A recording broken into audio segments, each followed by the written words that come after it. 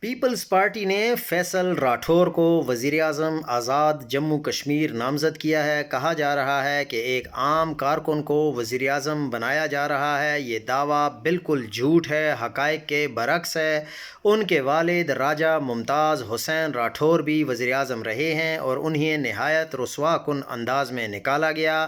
ممتاز راٹھور نے 29 جون 1990 کو وزارت عظمیٰ کا منصب سنبھالا۔ اگلے برس انتخابات ہوئے تو انہوں نے وزیر اعظم پاکستان نواز شریف پر دھاندلی کا الزام عائد کیا۔ اپنے اختیارات سے تجاوز کرتے ہوئے انتخابات کو کالعدم قرار دے دیا، جس پر انہیں 5 جولائی 1991 میں گرفتار کر کے اسلام آباد لایا گیا اور سردار عبدالقیوم خان آزاد کشمیر کے وزیر اعظم بن گئے۔